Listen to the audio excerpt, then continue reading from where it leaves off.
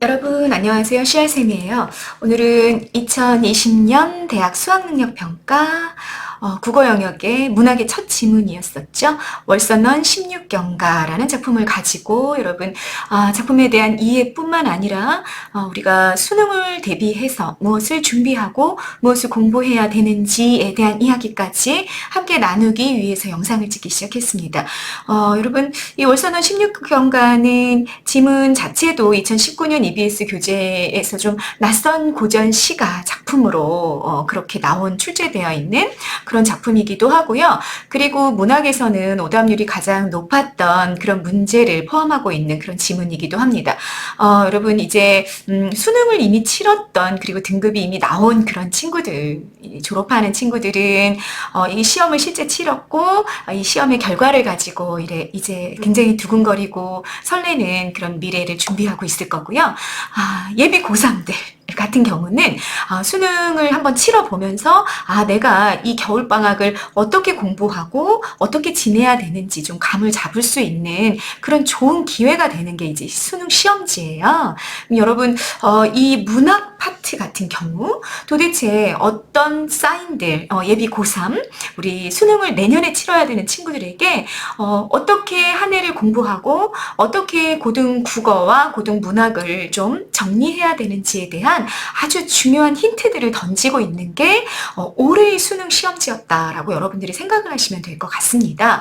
제가 결론부터 먼저 말씀을 드리자면 이 수능 시험지가 예비 고3들에게 어떤 사인을 주고 있냐면 선생님이 그냥 두 마디로 정리해봐라 그러면 이거예요. 꾸준해라. 그리고 성실해라. 왜 그러냐면요. 문학에 이제 5개의 지문이 나왔는데 거의 대부분 수능 완성. 여러분 수능 완성 언제 나오는지 아시나요? 네, 여름방학에 나오죠.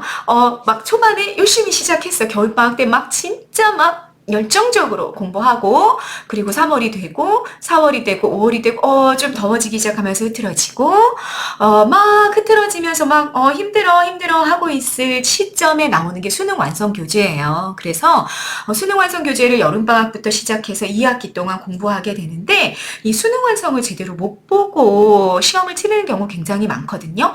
그런데 이번에 특징적으로 어떤 상황이 보여줬냐면 수능 완성에서 출제가 많이 됐어요. 연계가 많이 됐고요. 그리고 수특에서 연계가 된 경우들 같은 경우도 앞부분보다는 좀 뒷부분. 예를 들어서 UC 3대록 같은 경우는 수능 특강의 실전 모의 에서 출제가 됐거든요. 그렇다는 얘기는 교재 하나를 봐도 끝까지 봐야 되고 끝까지 이 성실함을 놓지 않고 공부해야 되고 그리고 2학기 여름방학 때 나오는 수능 완성도 수능 특강만큼 열정적이고 성실하게 꾸준하게 공부해야 된다라는 메시지를 던지고 있다라는 얘기죠. 그럼 여러분 이 고3이 얼마나 성실하고 꾸준하게 채워지는지를 평가하고 싶다라는 그 마음이 출제자의 마음이 이 수능 시험지에 반영이 되어 있다라고 여러분들이 생각하시면 된다라는 얘기입니다. 네, 이해되셨죠? 네, 월서넌 16경가 같은 경우는요. 작품을 정리하면서도 선생님이 뭘 느꼈냐면 고전 시가를 우리가 한 고2 정도부터 굉장히 본격적으로 공부하게 되는데 고전 시가를 정말 열심히 성실하게 공부했던 친구들 그래서 그걸 통해서 고등 문학을 정리하고 났을 때 그러니까 고3이 지나는 거죠. 졸업했을 때 고전 시가를 독해하는 능력이 웬만큼 내공이 쌓여있는 그런 친구들이 월서넌 16경가를 굉장히 원활하게 해석할 수 있었겠구나. 다시 말하자면 내공을 요구하고 있구나. 이 내공은 어떻게 쌓여지는 거다? 우리가 고등학교 2학년 때부터 부지런히 쌓아왔던 고전 문학을 독해하기 위한 개념과 배경 지식. 이게 열심히 공부해가지고 내 안에 이렇게 내공으로 쌓여 있다면 그걸 활용해서 얼마든지 문제를 풀 수 있는 그런 지문을 일부러 골라서 출제했구나라는 느낌이 들었어요. 선생님이 월서는 16경가 이렇게 본문을 보면서 같이 이렇게 설명을 해드릴 텐데 여러분들이 보면서 그래 이거 내가 알고 있는 내용이야 이거 배웠던 내용인데 이걸 이렇게 적용해가지고 문제가 풀리는 거구나 이런 것들 느낌을 좀 받으실 수 있을 거예요. 네. 같이 한번 살펴보면서 선생님이 얘기했던 내용들 어떻게 적용이 되는지 확인을 좀 해보도록 하시겠습니다. 자, 중량을 경계로 해서 앞파트, 뒷파트 이렇게 나눠져 있었는데 앞부분은 수능 완성 본문이랑 동일한 본문이었습니다. 같이 한번 보세요. 동력 두덤 밖에 크나큰 넓은 들에, 동력 언덕 밖에 크나큰 넓은 들에. 여러분, 언덕이 하나 있었어. 동쪽에 언덕이 있었고 거기 지나가면 이렇게 넓은 들판이 펼쳐지고 있었다는 거죠. 만경 황혼이 하나의 빛이 되어 있었다라는 얘기예요. 만경은 여러분 일안경자예요. 일안경, 만경. 여러분 요거 형광펜 한번 체크해 볼까요? 네, 형광펜 체크하시고요. 알고 가자라는 얘기죠. 잠깐만요. 이거 너무 진한데? 조금 고쳐볼까요? 잠시만요. 지우고. 네, 만경. 안 되겠다. 이렇게 그냥 밑줄고 보자, 여러분. 만경이라는 단어 별표 체크 좀 하고 갑시다. 만경이라는 단어 굉장히 많이 나오는 단어예요. 많이 나오는 단어인데 어떤 의미냐면요. 경이 일한 경자예요. 일한은 뭐냐면 여러분 이렇게 밭 같은 데 있잖아요. 밭 같은 데 이렇게 올라와 있고 내려가 있고 올라와 있고 내려가 있고 이렇게 돼 있는 거. 여기가 이렇게 올라가 있는 부분, 흙을 이렇게 파가지고 흙을 위로 이렇게 올리거든요. 거기가 일항이고요. 그리고 이렇게 내려가 있는 부분 있죠. 여기가 고랑이에요. 그래서 이제 밭작물들을 뭐 여기다 심는 경우도 있고 일항에 심는 경우도 있고 고랑에 심는 경우도 있고 이렇게 나눠져요. 그리고 여기랑 요 사이 이 높이 있죠? 이 높이를 두둑이라고 그래요. 밭두둑 이런 표현도 들어보셨죠? 요게 이제 그럼 우리가 이제 농경문화에 있었을 때는 일항이라든지 고랑이라든지 두둑이라든지 이런 표현들 굉장히 익숙했었는데 지금 현재는 우리가 농경문화로부터 벗어나 있기 때문에 되게 낯선 표현이죠. 그런데 고전문학엔 어떨까요? 고전문학은 농경문화 시기에 지어진 작품이기 때문에 이 만경이란 표현들이 굉장히 많이 나온다란 말이에요. 그래서 그런 표현들 같은 경우는 좀 기억을 해놓고 가야 된다 그 얘기인 거죠. 자, 만경. 그럼 만개의 뭐란 얘기야? 만개의 일항이란 얘기예요. 여러분, 일항이 있었는데 이게 몇 개 있었다고요? 10,000개 있었다고요. 10,000개. 나 그릴 수 있을까요? 없을까요?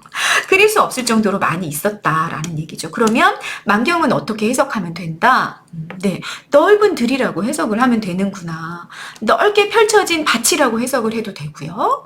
그렇게 뭐 넓은 밭이라고 해석을 한번 해볼까요? 이렇게 해석을 하면 돼. 아주 넓은 땅. 만경창파하면 무슨 뜻일까요? 만경창파. 창파? 푸른 파도잖아요. 그럼 만경이라는 건 아주 넓다라는 뜻이구나. 이렇게 이해하고 가면 되는 거죠. 이해되셨죠? 만경, 아주 넓은 곳에 누런 구름이 하나의 빛이 되어 있다. 한 빨간색 동그라미 별표 단어죠. 어떻게 해석하는 거다? 하나의로 해석하는 단어다. 참고 표시하시고요, 여러분. 한이라고 쓰면 무슨 뜻이다? 이렇게 아래야 말고 그냥 아로 쓰게 되면 많은 또는 큰이라는 의미를 갖고 있는 단어다. 아래아를 쓰느냐 그냥 아를 쓰느냐에 따라 의미가 다르다라는 것도 아시고 가셔야 되는 겁니다. 넓은 밭, 누런 구름이 하나의 빛이 되어 있다. 자, 만경이 있었는데 아주 넓은 밭이 있었는데 이 밭에 다 뭐다? 여러분? 누런 구름이에요. 누런 구름으로 하나의 색깔이라는 거야. 누런 구름으로 하나의 색깔이 되어 있구나라고 이야기를 하고 있는 중인 거죠. 다시 펜 바꾸고요, 여러분. 보십시다. 그러면 여기 황혼이란 단어, 이 황혼이란 단어가 여러분, 아니 넓은 밭에 누런 구름이 도대체 뭐야? 그러면 이렇게 문맥에 튀는 단어는 뭐다? 비유어다, 보조관념이다, 원관념을 좀 생각해 봐야 된다라는 얘기인 거죠. 이렇게 했을 때 여러분에게 필요한 배경 지식이 바로 여기 있습니다. 계절적 배경과 관련된 소재. 여러분들이 고등학교 2학년 때 고전시가를 좀 열심히 배웠다라면 계절적 배경과 관련된 소재가 이미 정리가 되어 있어야 된다라는 얘기고 그것을 활용해서 이 지문을 독해할 수 있다라는 얘기가 되는 겁니다. 자, 옛날에는요. 우리 고전시가에 봄, 여름, 가을, 겨울 계절을 지금은 내가 얘기하고 싶은 계절은 봄이야. 지금은 내가 여름을 얘기하고 싶어. 이렇게 굳이 밝히지 않았었던 거죠. 선생님이 보니까 고전시가 10편 중에 한 7편 내지 8편 정도는 그냥 계절적 배경을 굳이 밝혀주지 않아요. 그러면 뭘 통해서 독자들은 계절적 배경을 알 수 있었다? 네, 소재를 통해서 알 수 있었다라는 얘기예요. 선생님이 봄부터 겨울까지 그 소재들, 관련 소재들을 모두 정리를 했습니다. 여러분 어떻게 하셔야 된다? 이런 내공들이 필요하다. 수능을 치르기 위해서는. 그럼 어떻게 해야 한다? 선생님이 설명해 드릴 때 이해하시고요. 그 다음 어떻게 해야 돼요? 암기해야 되겠죠. 암기하고 이제 매일매일 고전시가를 문제를 풀면서 나올 때마다 적용해 보는 거. 요 세 가지의 과정을 여러분들이 아주 열심히 겨울방학 때 밟아가야 되겠다라는 얘기입니다. 자, 먼저 봄부터 보실까요? 봄은요, 여러분, 우리가 도시에 살면서, 아파트에 살면서 이 계절의 변화를 잘 못 느끼잖아요. 근데 뭘 통해서 계절의 변화를 옛날 사람들이 느꼈냐면 나무의 변화를 통해서 굉장히 많이 느꼈던 것 같아요. 그래서 고전시가를 보면 나무의 변화를 통해서 계절을 이야기하는 그런 시어들이 대단히 많은 거죠. 그럼 나무가 봄이 되면 어떻게 돼요? 잘 모르겠어요. 꽃이 펴요, 꽃이. 봄꽃이 가장 아름답잖아요. 봄꽃이 막 피는 거예요. 그 봄꽃의 종류들, 고전시가에 많이 나오는 봄꽃의 종류들을 선생님 정리해봤습니다. 백꽃, 이화, 살구꽃, 행화, 복사꽃. 복사꽃 뭐죠? 복숭아꽃이에요. 복숭아꽃, 도화. 우리 무릉도원이랑도 연결이 되는 그런 꽃이죠. 이거는 나중에 선생님 다시 한번 설명하고요. 자, 이화, 행화, 도화 모두 다 꽃입니다. 그리고 여러분 봄에 내리는 비는 이렇게 보슬보슬 내리는 가랑비예요. 가늘새자, 가늘새자, 비우자. 새우는 가랑비에 한자 온 거죠. 그래서 새우라는 단어가 나오면 아 이거 봄이구나 이렇게 정리한다라는 얘기입니다. 만화방창, 온갖 생물이 좋은 계절을 만나 활짝 피어나는 모습을 한자성어로 만화방창이라고 얘기했는데 얘는 봄의 관용적 표현이 되는 거죠. 관용적 표현.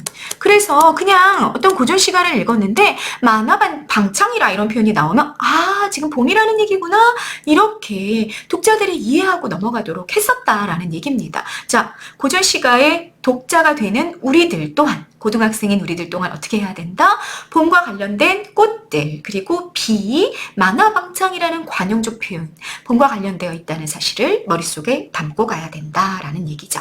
네, 여름에는 어땠냐면요. 여름은 남요. 뚜껑이 없는 가마예요, 여러분. 이렇게 가마는 이렇게 4개 이렇게 뚜껑이 이렇게 막혀 있었잖아요. 아시죠, 여러분? 사극 같은 데 보면 요런 여기 뚜껑 안 속에 이렇게 여인이 들어가서 앉아 있고 여기 이제 사람들이 이렇게 사람들이 이렇게 서가지고 가마를 끌었잖아요. 그런데 여러분 여름이 됐어. 여름이 돼서 좀 더워졌는데 뚜껑이 다 막혀 있어. 그럼 어떨까요? 1시간 이렇게 왔어. 1시간 왔는데 이게 마마 도착했습니다 하고 문을 딱 열었는데 딱 기절해 있는 거지. 너무 더워서 찜통인 거지, 찜통. 그래서 어떻게 했어요? 여름이 되면 뚜껑을 날리는 거예요. 뚜껑을 여기 날리고 여기 날리고 여기 날려가지고 이렇게 넓은 데 타고 갔던 거죠. 그 남여, 뚜껑이 없는 가마가 남여예요. 아시겠죠? 자, 얘는 신분도 알려주죠, 여러분. 남여를 타고 다녔다 그러면 신분이 양반이라는 걸 알려주는 단어 아닙니까? 네, 신분도 알려주고 여름이 되었다라는 계절적 배경도 알려주는 소재가 뭐다?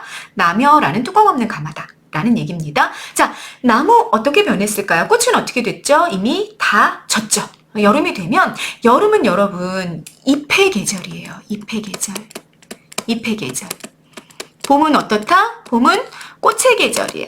꽃의 계절이면 여름은 잎의 계절. 그래서 나뭇잎이 무성해지면서 그 푸른 나무가 그늘을 만들어내요. 잎들이 그늘을. 무성해지면서. 그래서 푸른 나무 그늘, 풀을 녹자.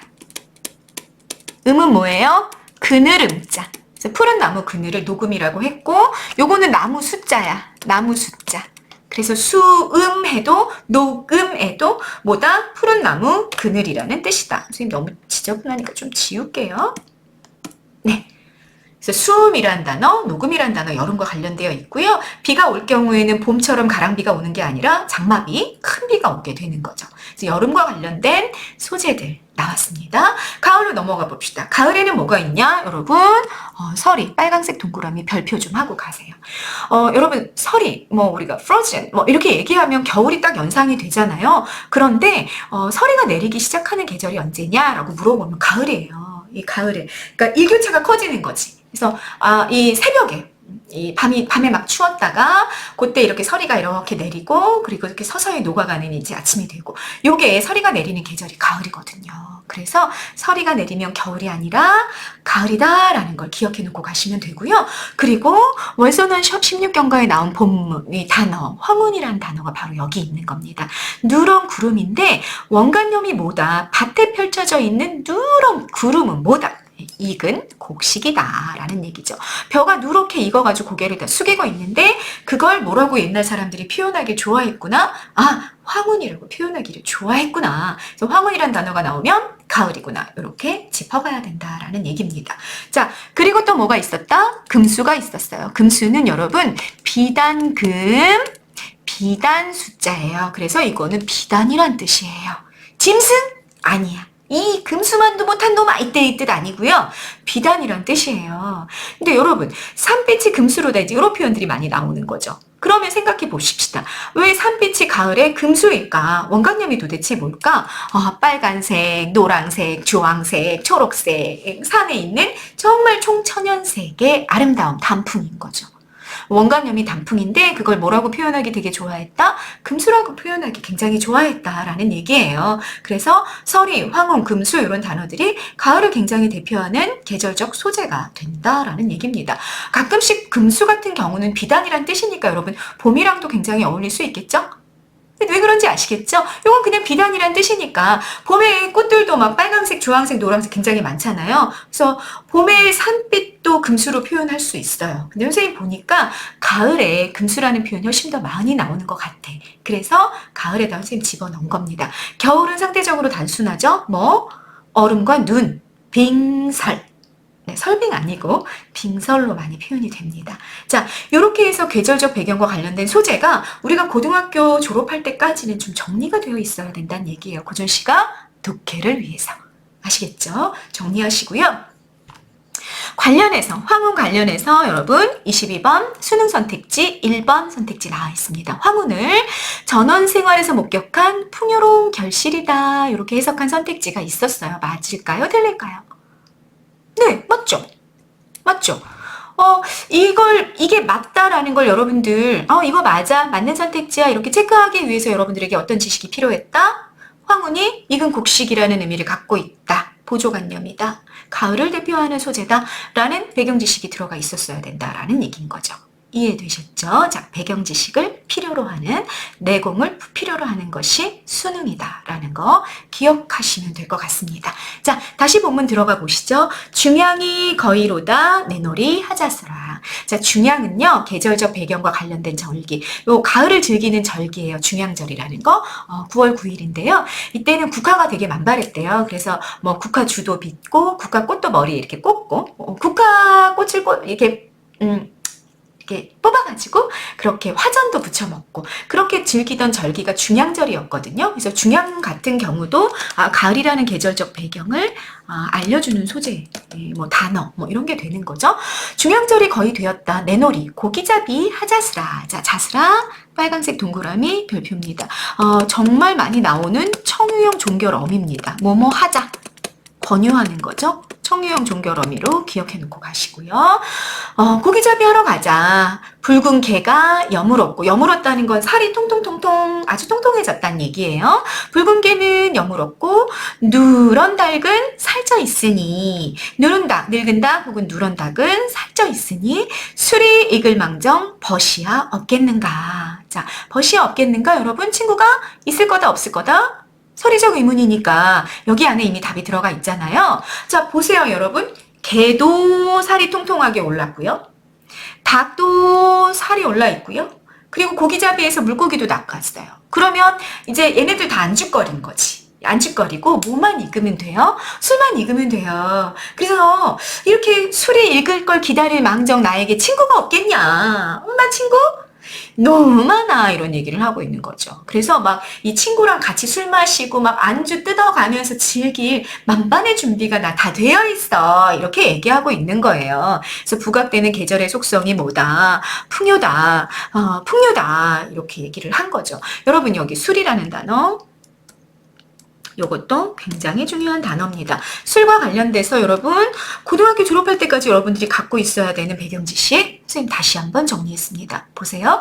풍류적 태도 혹은 풍류적 속성과 관련된 단어를 정리해 놓고 있어야 된다라는 얘기입니다. 풍류는 그냥 즐기고 노는 거야. 쉽게 말해서.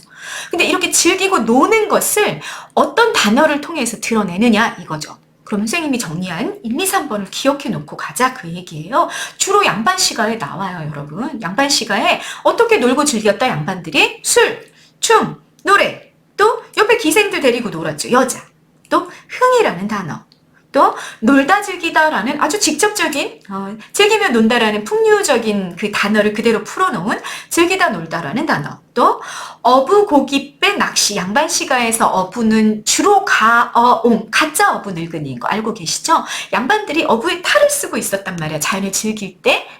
이따가 나중에 기회가 되면 선생님 이것도 구체적으로 얘기해 줄게요. 어쨌거나 지금은 풍류적 태도와 관련돼서 어떤 단어들이 있다라는 거 기억해놔라. 어부고깃배 낚시라는 단어가 있다는 것도 기억해놓고 가라. 자, 술이란 단어 뭐다? 풍류적인 태도를 드러낸다라는 것을 여러분들이 이미 수능을 볼 때쯤 됐을 때는 머릿속에 아주 정확하게 단단히 기억해 놓고 있어야 된다라는 얘기예요. 그래서 21번 선택지 어떤 선택지가 나왔냐면 4번에 운치 있는 풍류의 상황을 나타내고 있다 이런 선택지가 있었다라는 얘기죠. 이 풍류의 상황 어떤 단어랑 연결되어 있었다? 술이라는 단어랑 연결되어 있었다. 그래서 21번 선택지 맞아 이렇게 체크하고 갈 수 있어야 된다라는 얘기입니다. 이해되셨죠? 자, 선생님 계속 강조하는 거 뭐가 필요하구나? 내공이 좀 있어야 되겠다. 내공이 열심히 꾸준히 성실하게 나한테 쌓여있는 무언가가 필요하다. 어떤 것들 지금 선생님 얘기하고 있는 것들이 필요하다라는 걸 여러분들이 기억해 놓고 가셔야 된다라는 얘기입니다. 자, 계속 한번 보실까요?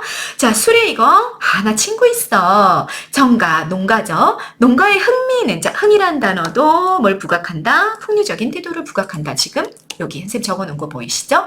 농가의 흥미는 날로 깊어 가는구나. 여러분 앞부분 분위기 봤더니 플러스다 마이너스다? 이 농촌에서 시골 농촌에서 굉장히 기분 좋게 만족감을 가지고 즐기고 풍류를 즐기고 있구나 라는 거 여러분들 확인할 수 있었습니다. 그 다음 보시죠. 살려올 긴 모래 밤불이 밝았으니 실개천 긴 모래. 자, 개천이 이렇게 흘러가고 있고요. 그리고 여기에 모래사장이 펼쳐져 있어. 그런데 여기 이 개천에 불을 누가 이렇게 밤불을 이렇게 밝혀 놓은 거예요. 밤불이 밝았으니 밤불을 이 냇가에 왜 불을 밝혀놨을까? 그 이유가 뒷문장에 나오고 있는 거죠. 개를 잡는 아이들이 그물을 훑어놓고 개를 잡기 위해서 밤에 이렇게 불을 켜놓고 이렇게 기어다니는 그런 개들을 잡고 있는 거죠. 그쵸? 그물을 훑어놓고 호두포는 지명이에요. 호두포 먼 구비에 아정물이 밀려오니 밀물이 밀려 들어오니 자 밀물이 밀려 들어올 때 모두 오겠어요 여러분. 물고기들도 같이 이렇게 오겠죠. 그죠? 돛담배 애네성이 고기 파는 장사로다. 돛담배 노랫소리 물고기 파시오 물고기 사시오 자 만선이요 물고기가 가득 잡혔어요. 이번에는 뭐가 굉장히 많아요. 뭐 광어가 많아요. 뭐 이런 식으로 고기 파는 장사들이 막 보이고 있는 중이에요. 자 기억과 관련해서 여러분 문제 한번 보실까요? 기억에 어떤 감각적 이미지가 나타났다 여러분? 노래 소리 성자 나왔죠? 청각적 이미지죠. 소리는 노랫소리 들려야 되는 거니까 기억에서 부각되는 상황이 뭐다? 여러분 어때요? 기억에 뭐가 부각됐어요? 굉장히 활기찬 생활의 현장이 드러났죠. 활기찬 생활의 현장. 여러분 월성은 16경가는요. 조선 후기로 넘어가는 그 시기에 양반 가사예요. 신계영이라는 사람이 쓴. 근데 이 가사가 내용적으로 봤을 때는 이 굉장히 강호한정과 자연친화, 조선 전기의 그 특징을 그대로 잘 받고 있어요. 그러면서 동시에 뭐가 추가가 됐냐면 조선 후기 가사에서 보이는 자연의 모습. 그러니까 굉장히 뭐 이렇게 막 친화적이고 풍류적인 자연만 드러나는 게 아니라 지금 이 부분에서 보이는 것 같은 아주 활기찬 생활의 현장으로서의 자연의 모습도 아주 잘 드러났어요. 그래서 이 신기영의 월선원 16경과 문학사적으로 봤을 땐 전기와 후기를 이어주는 그런 가사의 성격이 잘 드러나고 있다라고 얘기할 수 있는 그런 작품이에요. 그게 너무 잘 보이는 게 이제 이런 부분이 되는 거죠. 그냥 내가 즐기고 친화적이고 이런 부분이 좀 앞부분이었다면 뒷부분에서는 지금 뭐 하고 있냐면 돛담배 노랫소리가 들리고 막 고기를 팔고 이런 아주 활기찬 생활의 현장으로서의 자연의 모습이 보여지고 있다라는 걸 여러분들이 보고 가시면 되겠다라는 얘기입니다. 그러면 여러분 이렇게 연결되어 있는 선택지가 이제 21번, 2번이에요. 21번에 2번. 21번에 2번에서 뭐라고 얘기했냐면 한가로운 자연적 흥취가 드러나고 있다. 이 문장을 가지고 그렇게 풀었거든요. 맞을까요? 틀릴까요? 여러분? 네. 틀렸어요. 왜 틀렸냐? 한가로운 자연적 흥취다 이러면 이거는 조선 전기가사의 특징이거든요. 앞부분에서는 얘기할 수 있어요. 또는 뒷부분에서 그냥 정말 한가롭게 여유롭게 자연을 보고 막 자연 속에서 막 흥을 느끼고 술 마시고 막 자연에 감상하고 있고 이렇다면 괜찮아요. 근데 기억 문장 같은 경우 어떻게? 막 너무 막 들썩들썩 하면서 고기 사셔 만선이요 막 이러고 있는 이 어부들의 노랫소리가 막 활기차게 들리고 있는 장면이란 말이에요. 그래서 이 부분이 한가로운 자연 속 흥취를 드러내는 것은 X 이렇게 된다라는 얘기입니다. 이해되셨죠? 계속 보십시다. 경치도 좋거니와 생리라고 괴로우랴 생활이라고 괴롭겠는가 이렇게 말했어요. 니은 자 여러분 문제 나왔습니다. 독해를 주의하고 가셔야 되는 거죠. 사용된 표현법은 서리법인 거 아시겠죠? 생활이 괴롭겠는가 이렇게 말했어요. 여러분 경치가 너무 좋아 생활이 괴롭겠어? 이렇게 물어보는 거야. 우리 아들, 우리 딸, 너무너무 고등학교 3학년 됐는데, 진짜 굉장히 놀고 싶고, 얼마나 즐기고 싶은 게 많겠어. 그런데 정말 열정적으로 지금 공부하고 있어. 그래, 엄마가, 너 공부, 네가 공부 열심히 해야 돼서 겨울방학인데, 너 아침부터 독서실 가서 공부한다고, 도시락 싸달라 그래. 아침 일찍? 새벽 6시에 나가겠대. 엄마는 좀 방학이니까, 니네 방학 됐으니까 막 좀 8시까지 자고 싶기도 하고, 7시까지 자고 싶기도 한데, 그런데 네가 열심히 공부해야 된다고 6시에 나간다고 아침밥을 5시 반에 달래. 엄마가 5시에 일어나서 밥 준비했어. 이렇게 말하는 거야. 우리 아들이 공부한다는데, 우리 딸이 공부한다는데, 엄마가 아침에 일어나는 게 괴롭겠어? 이렇게 물어본 거야. 그럼 여러분, 엄마가 무슨 의도를 가지고 이런 말을 했을까? 아침에 일어나는 게 괴롭다는 얘기인가요? 전혀 괴롭지 않다는 얘기야. 고3인 여러분들을 위해서 여러분들이 열심히 공부하겠다고 얘기하는데 내가 아침에 설자 좀 일찍 일어난다는 게 뭐가 괴롭겠니? 나 하나도 괴롭지 않아. 그런 의미잖아요. 여기도 그런 의미인 거죠. 앞에 다 플러스였어. 앞에도 봤죠? 앞단락도 봤잖아요. 앞단락도 다 플러스였어요. 그래놓고 생활이라고 괴롭겠는가? 이렇게 물어봤단 말이지. 전혀 괴롭지 않다. 생활도 너무 즐겁다라는 얘기를 하고 있는 겁니다. 생활 또한 괴롭지가 않다. 이런 의미가 된 거죠. 근데 22번, 5번 선택지에서 뭐라고 얘기했냐면 이 문장을 다 갖다가 생업의 현장에서 느끼는 고단함이 드러나고 있다. 이렇게 말한 거예요. 여러분 맥락을 연결해서 읽어봤을 때 맞다 틀리다? 틀리는 선택지다. 이렇게 잡고 갈 수 있다라는 얘기예요. 그러니까 여러분 그러니까 너무 부분만 보면 안 되고요. 전체의 맥락, 전체가 플러스인지 마이너스인지 생각해 가면서 의도와 의미를 이해해 가면서 문학은 독해하는 것이 필요하다. 단어만 보지 말아라. 부분만 읽지 말아라 하는 얘기를 한 번 더 하게 되는 겁니다. 이해되셨죠? 네. 자, 그 앞까지 요가 이제 그 수능 완성에 나왔던 지문이고요. 지금부터는 결말 부분인데 수능 완성에 나오지 않았던 지문이에요. 그렇지만 여러분 선생님 같은 경우는 고3들한테 이 결말 부분도 굉장히 중요해. 이런 것도 좀 알고 갈 필요가 있어 해서 우리 2019년 고3들한테는 다 지문을 제공하고 같이 공부를 했었어요. 이런 것들 그러니까 여러분도 마찬가지예요. 학원을 다니고 있지 않다 하더라도 가사는 굉장히 길이가 길잖아요. 그럴 경우에는 이게 중략 부분, 이 결말 부분이 안 나왔을 경우에도 이 마지막 부분을 어디에서든 자료를 좀 찾아서 확인하고 공부하고 해놓고 갈 필요가 있겠다라는 얘기 한 번 더 여러분들에게 드리고요. 자, 뒷부분 한번 보시죠. 이 청경갑시 실 것이런들. 자, 청경, 요 청자도 빨간색 동그라미 별표합시다. 여러분 굉장히 많이 나와요. 맑을 청자야, 맑을 청자. 뭔가 이상해졌어. 자, 선생님 다시. 네, 맑을 정자예요. 이 맑은 경치, 값이 있을 것이라면, 값이 있을 것이라면. 예를 들어, 산이야, 산. 너 산 볼래? 너 산 보려면 100만 원.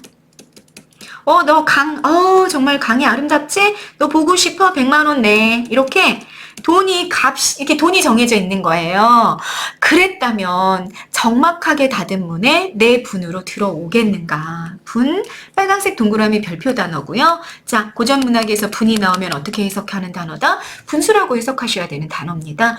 적막하게 닫은 문에 내 분수로 들어오겠는가? 자, 무엇이? 가 안 나왔어. 여러분 그러면 앞뒤에서 찾아봐야 돼요. 뭐가 도대체 이렇게 고요하게 닫힌 문 속으로 들어왔을까? 뒤에서 보세요. 근데 얘들아, 그게 들어왔는데 이게 만약에 돈을 치러야지만 볼 수 있거나 감상할 수 있는 것이었다면 내 분수로 얻을 수 있었을 거다? 그렇지 못했을 거다. 자연은 값이 정해져 있지 않았기 때문에 내 분수에도 불구하고 그걸 즐길 수 있었던 거다. 뭐 이런 얘기를 지금 하려고 하는 중인 거죠. 근데 이런 표현 같은 경우도요. 사실은 굉장히 많이 우리가 봐요. 고전 시가 공부하다 보면 아주 많이 보는 표현이거든요. 값이 있다면 내 분으로 들어오겠는가. 혹시 공부 열심히 했던 친구들은 나 이거 어떤 시조에선가 좀 봤었는데 하고 익숙하게 느껴지는 그런 본문일 겁니다. 자, 내 분수에 과분하게 내 분에 넘치게 무언가가 이 맑은 광경 중에 무언가가 내 고요히 닫은 문 안으로 들어왔어요. 사조 옵다홈이 거짓말이 아니로다. 사조, 개인 사자잖아요. 사사로이 비춤이 없다함이 거짓말이 아니로구나. 진짜 걔는 사사로이 비추지 않는다고 하더니 그 말이 정말 맞구나. 이렇게 얘기한 거야. 그러니까 얘는 뭐다? 비춘다라고 얘기했으니까 뭔가 비치겠구나. 빛. 그치? 햇빛이거나 달빛이거나 별빛이거나 뭐 그 중에 하나겠구나. 뭐 이런 느낌이 드는 거죠. 근데 이 빛의 특징은 뭐다? 사사로이 비추지 않아요. 사사로이 비춘다는 건 그럼 여러분 무슨 뜻일까? 의미를 좀 이해해 봐야 되는 거죠. 사사로이 비춘다라는 거. 응? 이거예요, 여러분. 사사로이 비친다는 건 이거지. 내가 굉장히 편견과 선입견, 나만의 어떤 판단 기준을 가지고 너 내 마음에 잘 안 들어. 그럼 넌 빛 안 줘. 넌 진짜 언제 봐도 너가 너무 예뻐. 너한테 빛을 쫙 비춰줄 거야. 부자? 빛 쫙 비춰줘야지. 가난해? 너 빛 필요 없어. 뭐 이런 식으로 하는 게 사사로이 비추는 거예요. 그런데 이 자연의 빛은 어떻다? 그렇게 사사로이 비추지 않는다는 거죠. 그렇게 얘기하고 있는 거예요. 그리고 연결해서 자기가 그렇게 판단한 근거가 뭔지를 설명하고 있어요. 그게 바로 가부분입니다. 모제에 비친 빛이 옥루라고 다르겠는가. 자, 여러분 여기에 또 굉장히 중요한 공간이 나왔고요. 우리가 고3을 졸업할 때쯤에 너무너무 익숙해져야 되는 그런 공간이 나와 있는 거예요. 보세요. 고전 시가에서 알고 가야 할 공간이 첫 번째 모제예요. 모제. 근데 이 모가요, 여러분? 요 모자, 요게 띠 모자야. 띠모. 그래서 모제 하면 띠집이란 뜻이에요. 같은 말이 초가집. 초당, 집당이죠. 모옥, 집옥자예요. 그럼 띠집이란 얘기죠. 모당, 집당자고요. 그러니까 초가집, 모제, 모당, 초당, 모옥, 띠집 이게 다 똑같은 말인 거야. 뭘 말한다? 초가집을 말한다. 초가집이 여러분 이렇게 집 같은 거를 이렇게 띠로 엮는 거지. 이렇게 띠로 엮어서 지붕을 얹어가지고 만들잖아요. 그래서 모제는 초가집이란 뜻이 된다라는 얘기예요. 좀 기억해 놓고 가셔야 되는 공간입니다. 많이 나오기 때문에. 자, 이 모제랑 좀 대비되는 단어로 있는 게 뭘까? 그러면 여러분, 옥루 또는 백옥루라는 단어입니다. 옥루, 백옥루는요, 천상계에 있다는 누각인데, 이게 뭘 상징한다? 임금 계신 궁궐을 상징한다라는 게 중요한 거죠. 그죠? 이걸 기억을 해놓고 가야 되는 거야. 자, 그럼 해석을 다시 보죠. 초가집에 비친 빛이 내 방으로 들어왔잖아요. 그 빛이 옥루라고 다르겠는가? 이런 문장이 돼요. 여기를 해석하는 거가 또 문제에 나타났던 거죠. 네. 가에 나타난 정서가 뭐냐? 그 가에 내포된 정서가 뭐냐? 첫 번째는 뭐냐면 지극한 만족감이에요. 이 사사로움이 없어. 막 편견이나 선입견으로 누구한텐 주고 누구한텐 안 주고 뭐 이러지 않아. 그래서 너무 공평하고 평등한 이 빛이 내가 있는 초가집에도 비쳤고 임금이 계신 옥루에도 공평하게 비쳤으니 임금과 내가 함께 이 빛을 감상하고 맛볼 수 있어. 아, 만족스러워. 라는 정서 하나가 있는 거고요. 아, 이렇게 한 거죠. 아, 이 방 안에 내 초가집에 이 빛이 비쳤어. 근데 이 빛이 옥루라고 다르겠는가? 옥루에도 지금 비치고 있겠지라는 생각을 했어. 그럼 옥루는 어디라고? 임금이 계신 궁궐이라고. 그러니까 여러분 누구 생각한 거야? 임금 생각한 거예요. 임금 생각한 거. 그래서 임금을 사모하는 마음, 영군 지정이 또 드러난 거죠. 사모하는 마음이 드러난 거죠. 여러분, 이렇게 이게 이제 영군 지정이 드러나 있다라는 걸 해석할 수 있으려면 뭐가 필요하다? 옥루라는 공간이 무슨 뜻인지를 알고 있었어야 된다는 얘기예요. 각주 줬을까 안 줬을까? 수능에서 각주 주지 않았어요. 밑에다 의미를 밝혀주지 않았다고요. 그러면 뭘 요구하는 거다? 수능을 출제한 사람들이 우리에게 요구하는 게 뭐다? 옥루가 무슨 뜻인지 너 아니? 옥루가 임금이 계신 궁궐을 상징하고 있다는 거, 임금을 생각하는 정서가 그 옥루에 이미 들어가 있다는 걸 너가 이미 알고 있니? 라는 걸 물어보고 있다는 얘기예요. 그래서 고전시가에서 알고 갈 공간이 있다? 그러면 알고 가야 되는 거죠. 이해되셨죠? 네, 영군 지정 드러났습니다. 21번, 3번 선택지 뭐라고 얘기하고 있었다? 자연현상에서 영상된 그리움의 대상이 가에 드러나 있다라는 이야기를 했어요. 맞을까요? 틀릴까요? 오케이, 맞아. 라고 얘기하게 되는 거예요. 왜 영군 지정이다? 옥루라는 단어 때문에 그렇다. 이걸 여러분들이 알고 있어야 선택지 각각의 내용들을 본문이랑 매칭하면서 이게 맞는지 틀리는지를 체크할 수 있다라는 얘기 한 번 더 강조하겠습니다. 자, 그 다음 보시죠. 맑은 술동이를 바삐 열고 큰 잔에 가득 부어. 술을 부었겠죠. 주겹주 가는 술을 달빛, 나왔다. 무슨 빛이었다. 달빛이었구나. 달빛이 내 방 안으로 들어왔고 그 달빛 가지고 너무너무 만족스럽다라는 얘기도 하고 임금을 그리워하는 마음도 드러냈었구나. 자, 주겹주 가는 수를 달빛 따라 기울이니 피어난 이릉이 저기면 난리로다. 가볍게 세상을 벗어난 흥겨움이 술 뭐다? 앞에서 했죠? 폭류적인 태도를 드러낸다. 저기면 난리로다. 웬만하면 날 것 같구나. 자, 저기면 난리로다. 고전시가에 굉장히 많이 등장하는 표현입니다. 술을 마시고 날아갈 것처럼 가볍다. 소동파의 적벽부 우화등선. 여러분, 날개, 깃 우자죠? 깃이 달려서 하늘로 신선이 돼서 날아갈 것만 같다라는 뜻이야. 날개가 달려 신선이 되어 날아오르다.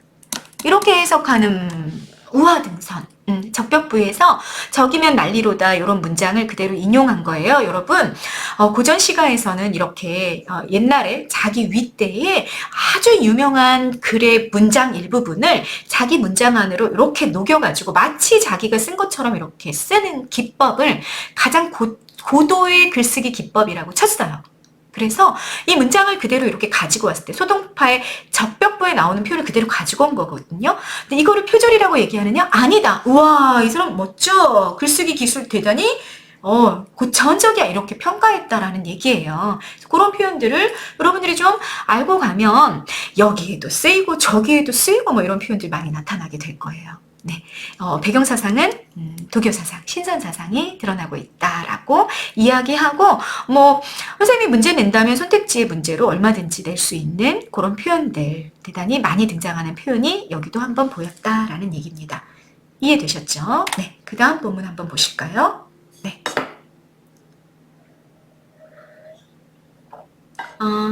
네. 자, 선생님 여기 보니까 이 고어로 쓰여진 일부분, 기역, 이런 뒷부분, 이런 부분들이 좀 빠져있네요. 선생님 적어줄게요. 자, 같이 한번 보세요. 이적선 이러하여 달을 보고 밑이 닿다. 이태백이 이러해서 달을 보고 미친 것이로구나. 이렇게 해석이 돼요. 요거, 겨를이 없다. 잠깐만요. 여기 이적선이란 단어 선생님 여기다 정리해놨네요. 짚고 넘어가야 될 어휘 첫 번째가 나온 겁니다. 이적선은 이 시성을 가진 적강한 신선이란 뜻이고요. 시선이라고 불린 이태백을 가리키는 말이었다라는 거 하나 기억해 놓고 가시고요.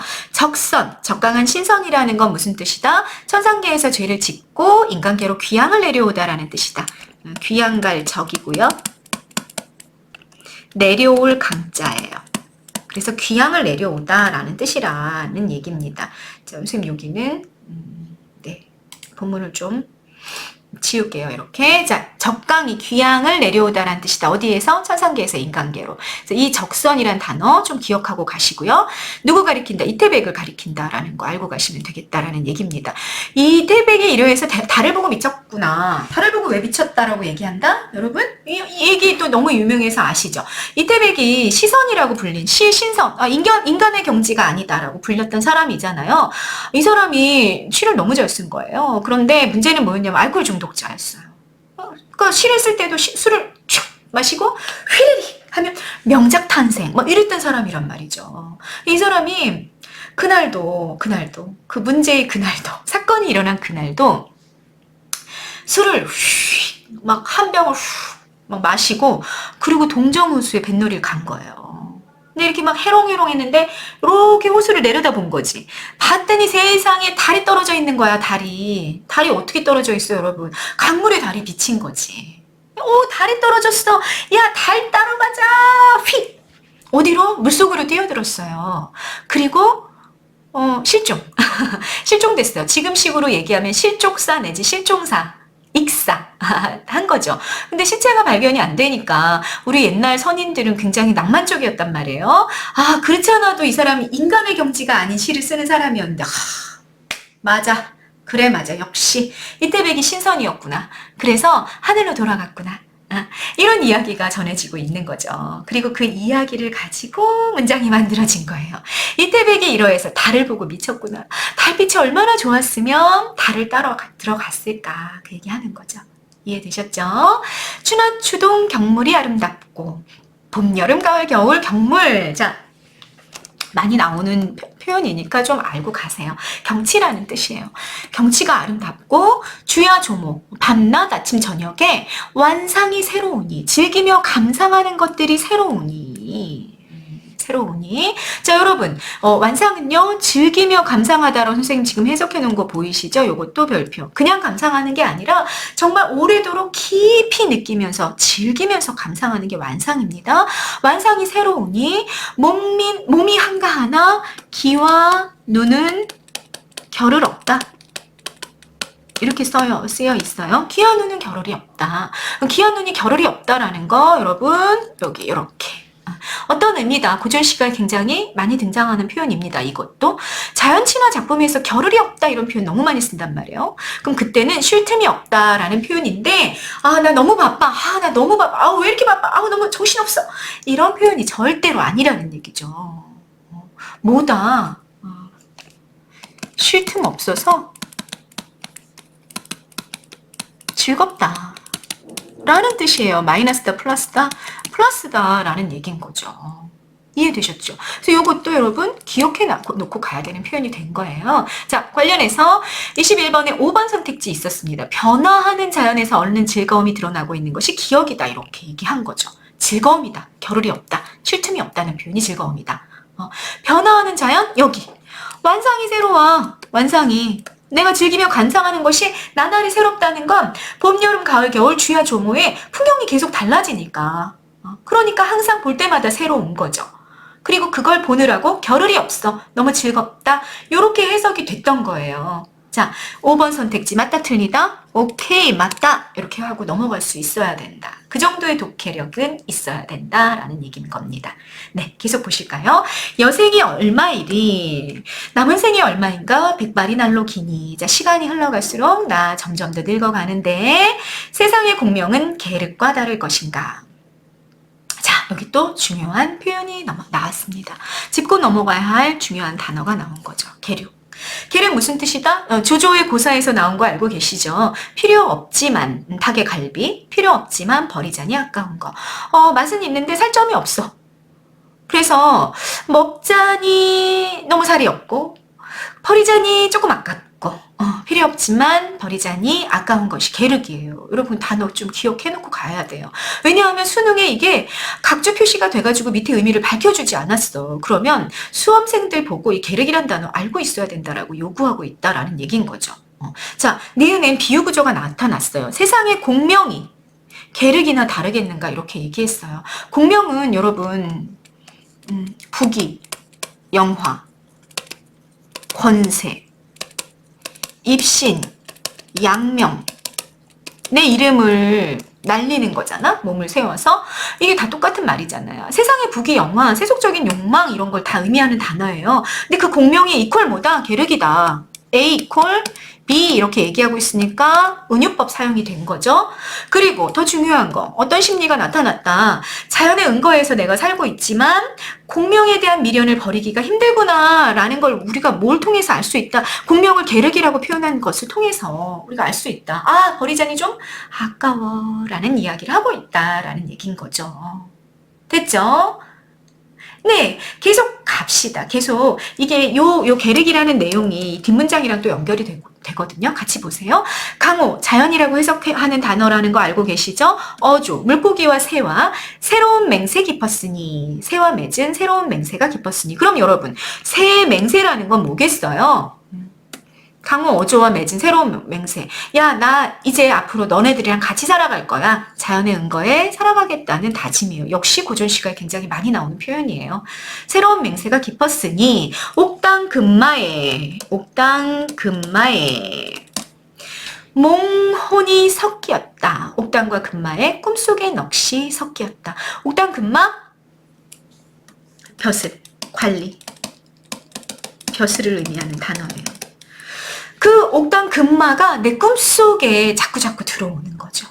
그럼 여러분 앞문장 물고기와 새와 내가 은거해서 살아가겠다. 우리 자연 친화의 삶을 다짐했어. 그런데 내 꿈속에서 난 여전히 뭘 꿈꿔요? 옥당 금마를 꿈꾸고 있는 거죠. 그러니 여기에 얘들아 여러분 두 개의 마음이 함께 있으니 내적 갈등을 느낄 수밖에 없겠죠. 네, 여기 이 후반부는 그런 내적 갈등을 드러내고 있는 문장이다라는 얘기입니다. 자, 25번에 1번 선택지 관련해서 문장이 나와 있어요. 강호에서의 은거를 긍정하지만 정치 현실에 미련이 있음을 나타낸다. 맞아요? 틀려요? 자, 이 문장 보니까 아, 맞는 문장 이렇게 하고 넘어갈 수 있게 된 거죠. 됐죠? 자, 마지막입니다. 초당, 연월, 내 시름 없이 누워있어. 초가집 안개와 달빛 아래 시름 없이 누워있어. 촌주 강어로. 자, 촌주 강어 역시 굉장히 중요한 표현이고 선생님이 여기에 정리했습니다.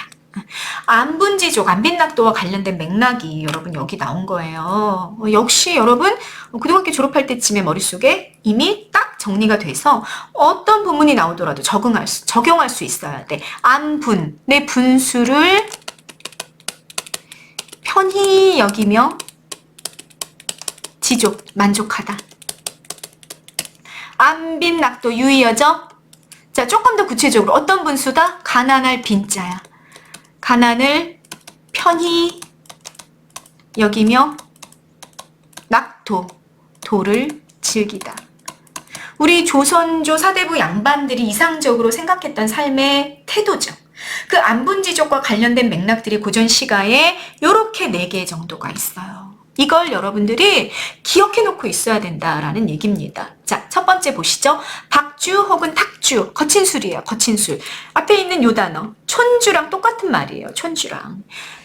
그래서 박주산치하면 막걸리에 거친 술, 막걸리에 산나물 안주라는 얘기고요. 쌤이 요거를 한 번 더 쌤식으로 바꿔본다면 거친 술, 좋은 술이면 안 돼요, 여러분. 술에 안주 2개 있으면 안 돼요. 딱 하나.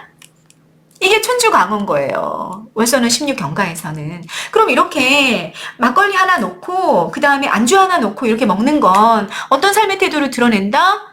아, 이 사람은 안분지족의 삶의 태도를 드러내고 있구나. 이렇게 여러분들이 해석할 수 있어야 된다는 얘기입니다. 그것과 유사한 게 2, 3, 4번에 있어요. 자, 보리밥에 풋나물 이렇게 나왔어. 이걸 쌤 좀 해석하면 거친 밥에 반찬 하나, 밥에 반찬 하나 놓고 먹어. 2개 있으면 안 돼요. 그러면 이런 문장이 나왔다. 고전시가에. 그럼 어떻게 해석해라? 아, 안빈낙도 얘기하고 싶어 하는구나. 이렇게 해석하라는 얘기죠. 세 번째, 연잎에 밥 사두고 반찬은 장만 말아라. 윤선도의 시가에 나와요. 그러면 요거는 선생님식으로 해석하면 뭐다? 밥만 먹겠다. 밥만 먹어. 반찬도 없어. 밥만 먹어도 돼. 그런데도 난 기분 좋아. 이러면 안분지족 얘기하고 싶어 하는구나. 요렇게 정리가 되어 있어야 된다라는 얘기예요. 연결되어 있는 공간 당연히 기와집이나 궁궐 아니겠죠. 초가집이겠죠. 초당. 그래서 요 네 가지의 맥락들이 있으면 안분지족의 삶의 태도를 드러내고 싶어 한다라는 걸 기억을 해놓고 가면 기억 부분에 촌주강어로 종일치를 원하노라에 나타난 삶의 태도가 안분지족이라는 걸 여러분들이 이해하고 해석하는 게 가능하다라는 얘기입니다. 됐죠? 마지막 문장입니다. 이 몸이 일억으롬도 역군은 이셨다. 이 몸이 이리 지냄도 역시 임금의 은혜로다. 자, 중요한 문장입니다. 역시.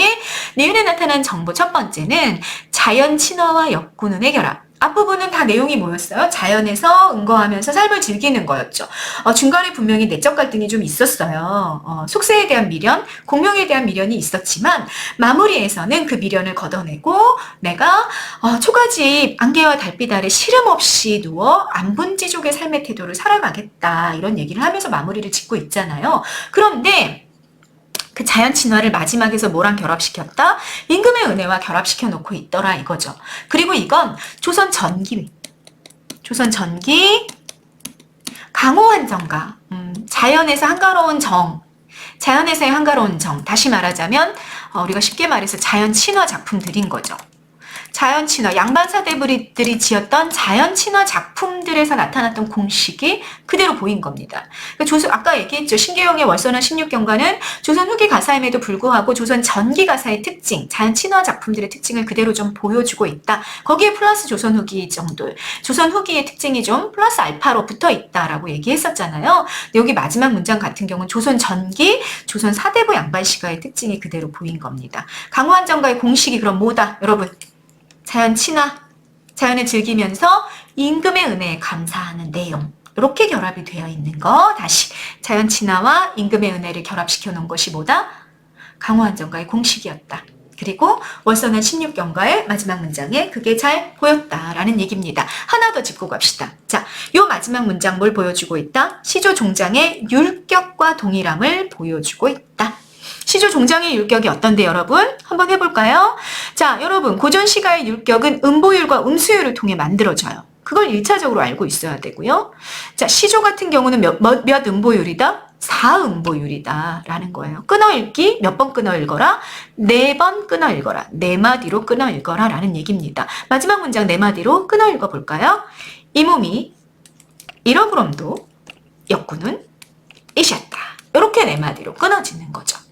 그리고 시조 종장은 어떤 율격을 가지고 있었냐면 이렇게 4마디로 끊으면서 자, 첫 부분, 첫 마디는 무조건 글자 개수가 몇 개여야 된다. 3개여야 된다. 두 번째 마디는 글자 개수가 5음절 이상이어야 한다라는 규칙이 있었어요. 그리고 길이가 굉장히 길어진, 그래서 장가라고도 불리는 가사. 조선시대의 가사는 이 마지막 문장, 길이가 굉장히 길어져 있어. 시조랑 다르죠. 시조는 딱 3줄짜리잖아.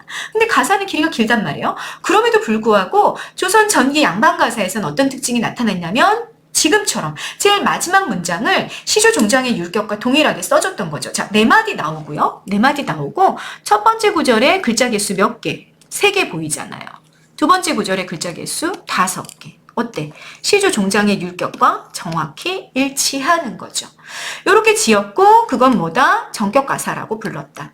정격가사. 형식을 정확히 지켜줬다. 그 얘기예요. 이건 조선 전기 또 전기 양반가사의 특징이었다.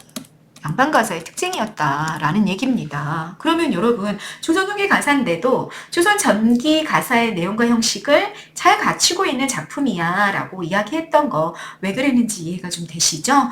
요 마지막 문장에 나타난 2가지 정보만 봐도 굉장히 조선 전기의 특징을 잘 이렇게 이어받으면서 새로운 내용을 추가한 그런 조선 후기 가사 작품이 됐다라는 얘기인 겁니다. 네. 네, 여기까지가 이번 2020년 대학 수학능력평가에 출제되었던 고전시가 월선원 16경과 작품에 대한 이해였습니다. 여러분 앞부분에서 이야기했던 걸로 좀 마무리하고 싶어요. 이번 수능이 예비 고3들에게 던지고 있는 사인이 뭐다? 고3 기간 내내 좀 힘들겠지만 꾸준하고 성실하게 EBS 교재 작품 정리를 아주 꼼꼼하게 해놓고 가야 된다라는 메시지, 그 사인을 여러분들에게 던지고 있다. 포기하지 말자. 문학은 연계율이 대단히 높습니다. 선생님이 수능에 나왔던 작품들 차례차례 다 영상으로 만들어 놓을 건데요. 보시면 대부분 수특수한 연계 작품이야. 한 2작품 빼고는. 그런데 그것들이 대부분 또 어떻다? 후반부에 집중이 되어 있다라는 얘기는 여러분들이 굉장히 성실하게 끝까지 공부를 놓치지 말기를 수능을 출제하는 사람들이 바라고 있다. 그리고 고등학교 1학년, 2학년 때 배웠던 내용들 놓치지 말고 머릿속에 잘 정리하고 그걸 독해에 활용하는 것을 또 원하고 있다라는 출제자들의 사인을 여러분들이 잘 읽으시고 앞으로 겨울방학 여러분 굉장히 중요한 시기인 거 알고 계시죠? 고3 들어가면 막상 공부하고 싶어도 공부할 시간이 그렇게 길지 않고 많지 않아요. 그래서 겨울방학 때 이런 내용들을 숙지하시고 열심히 공부하시는 여러분들 되시기를 바라겠습니다.